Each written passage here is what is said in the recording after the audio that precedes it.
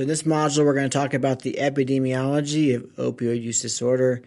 We're going to start off with high-risk populations and specifically adolescents. 2015, 276,000 adolescents were non-medical users of pain relievers. 122,000 of them were addicted. In 2015, 21,000 adolescents had used heroin in the past year. 5,000 were current heroin users. 6,000 had a heroin use disorder in 2014. Most adolescents who misuse prescription pain relievers are given them by a friend or relative. Prescribing rates for prescription opioids in adolescents and young adults nearly doubled from 1994 to 2007. The age group with the greatest past year non-medical use of opioids is young adults aged 18 to 25, yet the greatest use of prescription opioids is among adults aged 26 and older. You can find out more statistics here at asam.org.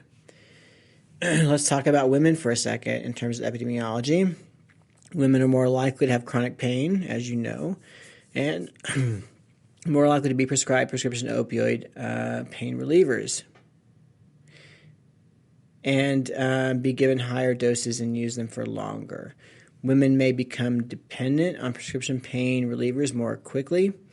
48,000 women died of prescription pain reliever overdoses from 1999 to 2010. And prescription pain reliever overdose deaths among women increased more than 400% from 1999 to 2010, compared to 237% among men. From 2010 to 2013, female heroin overdoses increased from 0.4 to 1.2 per 100,000.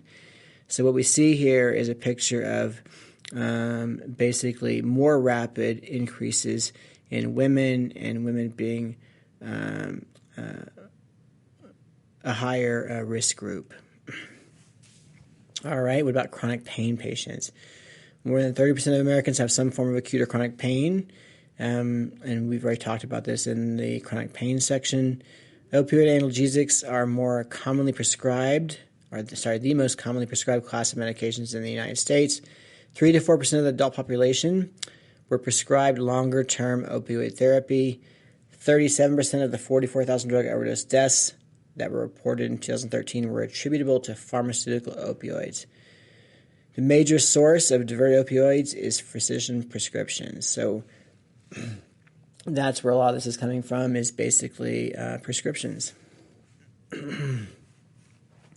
Another important group are veterans.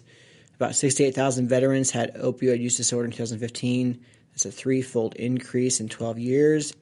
In 2014, there was a report from the U.S. Department of Veterans Affairs. Veterans are 2 times more likely as non-veterans to die from accidental overdoses. PTSD and chronic pain are common diagnoses in veterans. Both are associated with high rates of opioid prescribing. The VA has taken steps in recent years to improve safety of opioid prescribing and increase treatment for veterans with opioid use disorder.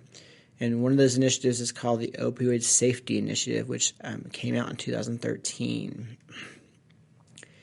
So some more descriptive numbers here. From 2011 to 2013, the number of people who reported using heroin in the past year was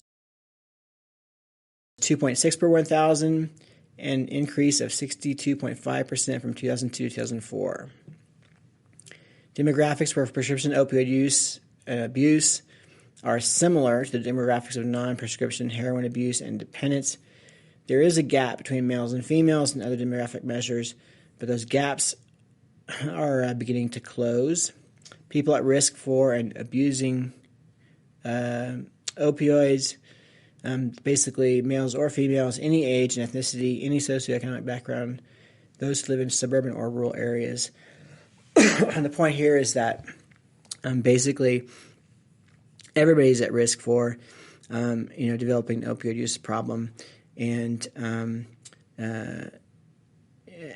something we need to pay careful attention to as we go forward.